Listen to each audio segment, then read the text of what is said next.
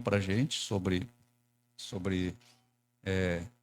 sua estada lá no seminário, enfim, como Deus tem trabalhado assim essas questões na vida dele, e depois vai trazer o desafio para a gente na palavra de Deus. Antes disso, vamos orar mais uma vez. Pai, quero te agradecer que o Senhor, nesses dias, possibilitou ao Natan estar aqui conosco.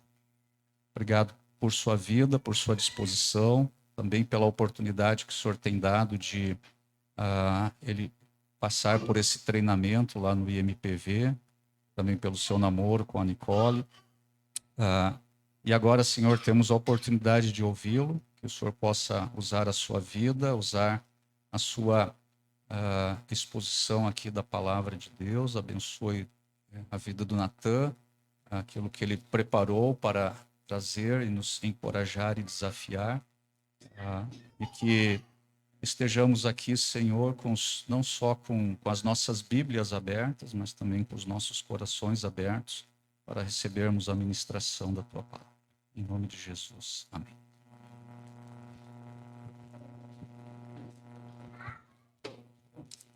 Boa noite. Como o pastor falou, e como alguns já me conheceram, alguns me viram passando raiva já, jogando videogame, coisa dos jovens. Meu nome é Natan, tenho 20 anos, sou o namorado da Nicole, e há 3 anos eu estou no Palavra da Vida, lá no Pará, cursando teologia, o bacharel em teologia, e digo que é um grande prazer estar com os irmãos hoje, digo que é uma bênção muito grande. Antes desses 3 anos lá no Pará, eu morei 6 anos no Paraná, e eu já tinha esquecido como é que é sentir frio na ponta do dedo. Lembrei hoje. Tem sido engraçado, tem sido não sei o que fazer com a ponta do dedo, coloco dentro do bolso, mas não esquenta. Mas eu gostaria de trazer hoje um pouco da palavra do Senhor para nós. E antes da gente entrar no texto, antes da gente saber onde nós vamos pisar, tem algumas perguntas para você. Minha pergunta é: você tem sonhos? No seu dia a dia, você tem uma lista de prioridades? Você é alguém que é planejado? Eu sou uma pessoa que gosto muito de, no meu dia a dia, me planejar. Então eu acordo, sei que horário eu vou tomar o café, sei que horário eu vou começar a estudar, sei que horário eu quero começar a fazer as coisas. E nessa minha lista de tarefas, eu coloco qual é a minha prioridade. Eu coloco o que eu vou fazer de mais importante no meu dia. Muitas vezes, no nosso dia a dia, nós fazemos esse planejamento. E esse planejamento mostra o que você coloca como em primeiro lugar na sua vida, o que você coloca como prioridade. Um bom exemplo, você pode priorizar o seu trabalho. Você pode priorizar servir bem no seu trabalho. Você pode priorizar subir de cargo no seu trabalho. Você pode priorizar a sua família. Você pode priorizar ser uma boa mãe, ser um bom pai. Você pode priorizar muitas coisas. Você pode fazer planos de longa data, priorizando, por exemplo, comprar um carro. Você pode fazer planos que não têm data determinada, como aprender um idioma. Mas isso tudo revela o que é prioridade, o que você coloca como importante na sua vida. E o livro da Bíblia que nós vamos ver hoje é como se fosse a prioridade mostrada em um livro. Como se fosse, de maneira lúdica, de maneira palpável, um livro que demonstra onde estava a prioridade do povo de Israel. Gostaria de convidar os irmãos a abrirem as suas Bíblias no livro de Ageu. Livro de Ageu, Mateus, Malaquias, Zacarias, Ageu. Livro de Ageu, capítulo 1.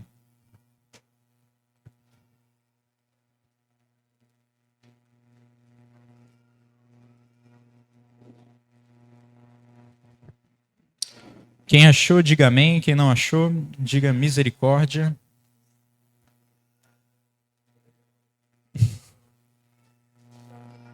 Ageu, capítulo 1. Então, enquanto vocês vão achando, é importante, antes de nós começarmos a entrar no livro, a ler ele, o que está acontecendo. E eu vou dar uma breve panorama, uma breve história do que ocorreu, antes de nós entrarmos nesse livro. Então, Ageu é um livro que conta a história do primeiro profeta após o cativeiro do povo de Israel na Babilônia. Esse profeta foi usado por Deus para encorajar o povo de Israel a reconstruir o templo que havia sido destruído por Nabucodonosor. Então, os primeiros judeus, após saírem do cativeiro da Babilônia, eles voltaram com Zorobabel para voltar a morar em Jerusalém e reedificar o templo, a reconstruir os muros e a voltar a morar nessa cidade. Porém, eles encontraram muitas dificuldades. Os povos que estavam à volta de Israel, ali de Jerusalém, eles começaram a atacá-los, começaram a ameaçá-los, e isso gerou desânimo neles. Então, eles terminam de reconstruir os muros, nós vemos isso em Esdras e Neemias, porém, eles não reconstruem o templo. Eles deixam as bases, eles deixam o alicerce construído, mas eles abandonam a construção por causa desse desânimo, por causa desses ataques quase iminentes. Então, esse é um pouco do pano de fundo do que estava acontecendo aqui no livro de Ageu. E sabendo disso, eu queria começar a ler com os irmãos o que a palavra do Senhor tem para nós. Gostaria de ler Ageu capítulo 1, do versículo 1 ao versículo 7, que diz o seguinte: no segundo ano do reinado de Dário, no sexto mês, no primeiro dia, por meio do profeta Ageu, a palavra do Senhor veio a Zorobabel, filho de Salatiel, governador de Judá, e a Josué, filho de Josadaque, o sumo sacerdote, dizendo: assim diz o Senhor dos Exércitos.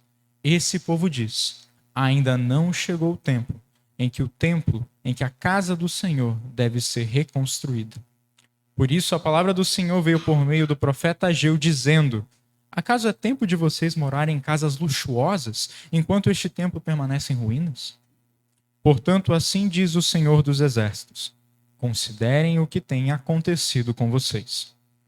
Vocês semeiam muito e colhem pouco. Comem, mas isso não chega a matar a fome. Bebem, mas isso não dá para ficarem satisfeitos. Põem roupa, mas ninguém se aquece, e o que recebe salário, recebe-o para colocá-lo numa sacola furada. Assim diz o Senhor dos Exércitos: considerem o que tem acontecido com vocês. E a primeira coisa que a gente pode notar, vendo o livro de Ageu, vendo o início do livro de Ageu, é que os israelitas, eles abandonaram essa reconstrução, é que o coração dos israelitas não coloca o Senhor como prioridade. Mas a palavra do Senhor também nos confronta e mostra para nós que o nosso coração, assim como dos israelitas, não coloca o Senhor como prioridade. Em Ageu 1, versículo 2, o Senhor diz assim: ainda não chegou o tempo em que a casa do Senhor deve ser reconstruída. Isso é o que o povo dizia. Então eu quero que você imagine um pouco do que havia acontecido com o povo de Israel. O Senhor fez uma aliança com esse povo, separou eles como um povo eleito, os abençoou e prometeu que os faria representantes de Deus na terra, uma nação de sumos sacerdotes. Porém, o povo de Israel abandonou o Senhor por várias vezes. Nós vemos isso em todo o Antigo Testamento. E eles caíam nas mãos dos inimigos, eles pecavam. Em meio ao seu pecado, eles lembravam do Senhor, clamavam a Ele e o Senhor os salvava. E aí voltava a os abençoar. Eles haviam acabado de sair desse processo. Eles saíram da Babilônia, não fazia muito tempo, havia mais do que 17 anos. O Senhor havia ouvido o seu clamor. Tinha tirado eles de uma terra estranha. Tinha abençoado eles, tinha dado recursos para reconstruir os muros. O Senhor abençoou tanto o povo que eles conseguiram reconstruir as bases do templo. Isso é maravilhoso, meus irmãos. Israel passou de uma nação que era escrava para um povo livre. Israel passou de uma nação desprotegida para uma nação que tinha agora muros. Mas agora, mesmo assim, na lista de prioridades de Israel, o Senhor ocupava o último lugar. Nós vemos nesses 7 versículos que tudo na vida dos israelitas era prioridade. Eles diziam que a casa do Senhor não deveria ser reconstruída, ainda não chegava o tempo. A prioridade deles, quando eles chegaram em Jerusalém, a coisa que era para ser o topo da sua lista, agora ocupava o último lugar. E o Senhor, ele vem e confronta esse povo falando que acaso é tempo de vocês morarem nesses locais luxuosos, nessas casas luxuosas, enquanto o meu templo, enquanto a minha casa permanece em ruínas? Portanto, assim diz o Senhor dos Exércitos: considerem o que tem acontecido com vocês. Vocês semearam muito e colheram pouco. Comem, mas isso não chega a matar a fome. Bebem, mas isso não dá para ficarem satisfeitos. Põem roupa, mas ninguém se aquece. E o que recebe salário, recebe-o para colocar numa sacola furada. Tudo era prioridade na vida deles. Tudo. Uma casa mais confortável.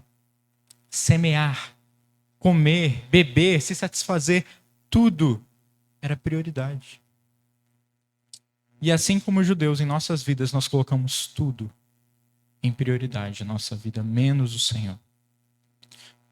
Muitas vezes, nosso cotidiano, os problemas, encobrem o nosso Deus. Os nossos planos de vida não contêm procurar servir ao Senhor, ter um relacionamento melhor com Ele. Pelo contrário, nós temos o eu, o eu, o eu. Os israelitas daquele tempo servem como um espelho para nós hoje em dia. Assim como eles, naturalmente, nós não colocamos o Senhor como prioridade em nossas vidas. Uma coisa que é muito engraçada é que uma das coisas que nós mais lutamos no seminário é viver uma vida no automático. Então, eu não sei se alguns já estudaram internato, mas internato é todo dia a mesma coisa o tempo todo. Então você vai, você acorda, toma seu café, vai ver a aula, almoça, vai fazer uma atividade, volta, toma banho, faz outra atividade, vai dormir. No dia seguinte, mesma coisa. E assim sucessivamente. E nesse dia após dia, muitas vezes nós esquecemos do Senhor. Nossa vida se torna a mesma coisa todo o tempo. Assim como o trabalho. Muitas vezes nós acordamos, nós vamos ao trabalho, almoçamos lá, voltamos do trabalho, chegamos em casa, jantamos, temos um tempo com a família e vamos dormir. Muitas vezes nesse nosso dia a dia tudo fica tão automático que nós se esquecemos do Senhor. Mas não só isso, assim como os israelitas, muitas vezes nossos problemas são maiores que o nosso Deus. Muitas vezes, por causa dos problemas, nós esquecemos de colocar o Senhor como prioridade. Eles encobrem o nosso Deus. Uma pergunta que muitas vezes me confronta é: qual o tamanho do seu Deus? E assim, o livro de Ageu, nesses 7 primeiros versículos, nos confronta, mostrando para nós que o coração do homem, mesmo que o Senhor faça muito por ele, naturalmente não o coloca como prioridade. Isso nos confronta, nos mostrando que o Senhor é gracioso, o Senhor nos abençoa, o Senhor nos dá dons, nos dá formas de servir. Mas ao invés de colocar o Senhor como prioridade em nossas vidas, nós o colocamos em último lugar. Quando nós temos tempo para orar, nós não oramos. Quando sobra algum tempo, talvez nós servimos. O que nos sobra é o que oferecemos para Ele. Mas o que isso afeta em nossas vidas? O que não colocar o Senhor como prioridade afeta? Isso muda algo em nossas vidas? E o livro de Ageu vai nos mostrar claramente isso. Ageu capítulo 1, do versículo 7 ao versículo 11, diz o seguinte: assim diz o Senhor dos Exércitos, considerem o que tem acontecido com vocês. Vão até o monte, tragam madeira e reconstruam o templo. Dele me agradarei e serei glorificado, diz o Senhor. Vocês esperavam que fosse muito, mas o que veio foi pouco. E esse pouco, quando o levaram para casa, eu o dissipei com um sopro. E por quê? Pergunta o Senhor dos Exércitos. Porque o meu templo permanece em ruínas, enquanto cada um de vocês corre por causa de sua própria casa. Por isso, os céus retêm o seu orvalho, e a terra não produz os seus frutos. Fiz vir a terra sobre a terra e sobre os montes, sobre o cereal, sobre o vinho, sobre o azeite, sobre o solo produz, sobre as pessoas, sobre os animais e sobre todos os trabalhos das mãos. Em Ageu, versículo 2, em Ageu 2, versículo 17, também diz assim: eu os feri com queimaduras, com ferrugem, com granizo em tudo o que vocês fizeram, mas não houve entre vocês quem se voltasse para mim. A segunda coisa que o livro de Ageu nos mostra é que quando nós não colocamos o Senhor como prioridade em nossas vidas, nós nos tornamos insensíveis, nos tornamos cegos ao que o Senhor faz. O deixar o Senhor de lado refletia o interior de Israel. Eles não enxergavam o que o Senhor fazia na vida deles. Tudo se tornou tão importante na sua vida que Deus se tornou o mínimo.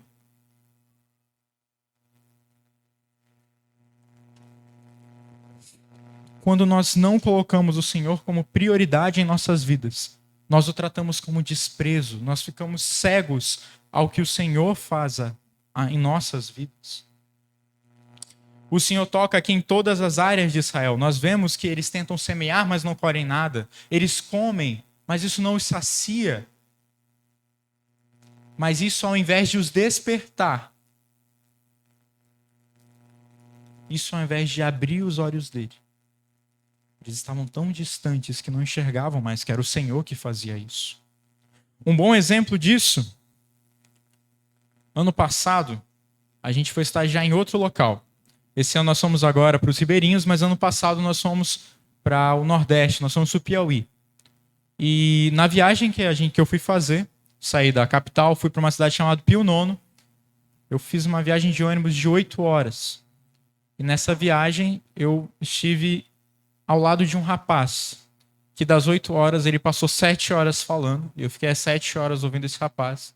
Eu cochilei algumas vezes, mas eu ouvi esse rapaz.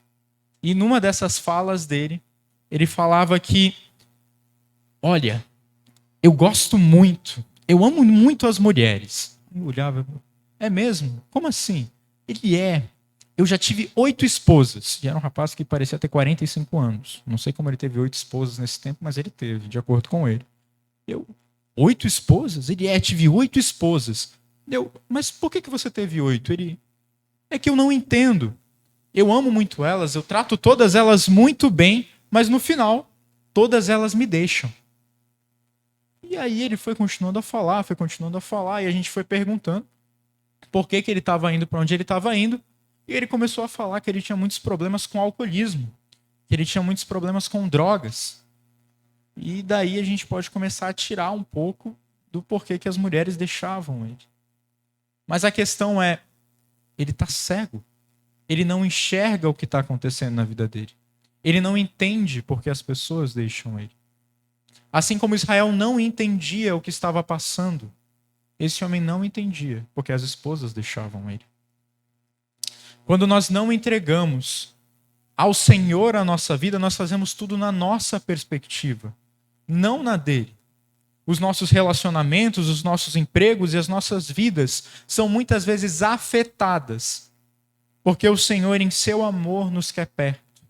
Ele nos quer no caminho, mas nós estamos tão insensíveis a ele que nós não o vemos. Uma frase que se você prestou um pouco de atenção na leitura, você viu que se repete é: considerem o que tem acontecido com vocês. Isso é o Senhor falando com o povo de Israel.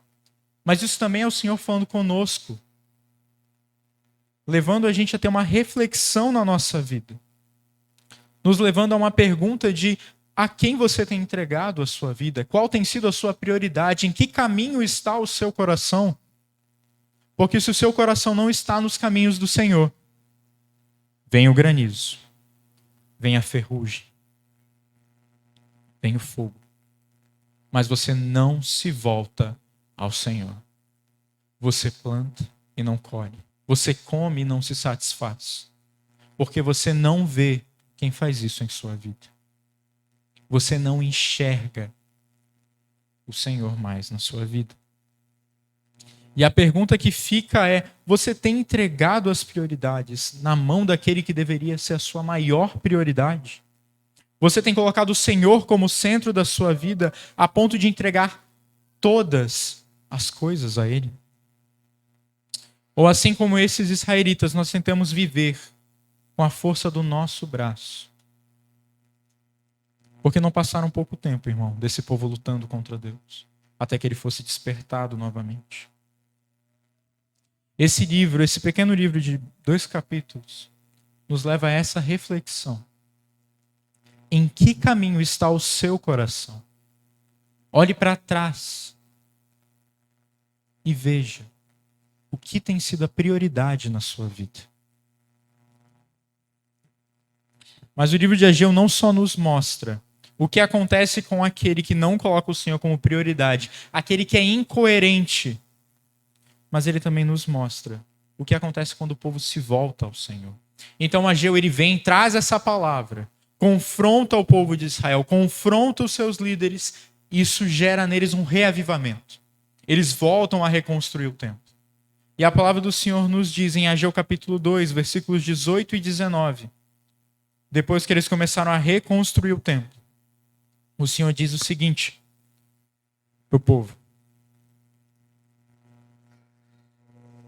por isso, desde o dia de hoje, desde o 24º dia do 9º mês, desde o dia em que foram lançados os alicerces do templo do Senhor, considerem o seguinte: ainda há sementes no celeiro? Além disso, a videira, a figueira, a romanceira e a oliveira não têm dado os seus frutos. Mas de hoje em diante, eu abençoarei vocês. Isso é belíssimo, meus irmãos, pois nos mostra que quando deixamos de lado a nossa força e colocamos o Senhor como prioridade, somos abençoados por Ele. Nossa perspectiva é mudada. As coisas mudam. A promessa do Senhor é que Ele abençoa aqueles que o colocam como prioridade. Não só de bênçãos materiais, mas de uma mudança de mente. Israel é um espelho, é um reflexo para nós. A partir do momento que nós entregamos todas as coisas para Cristo, a nossa perspectiva muda.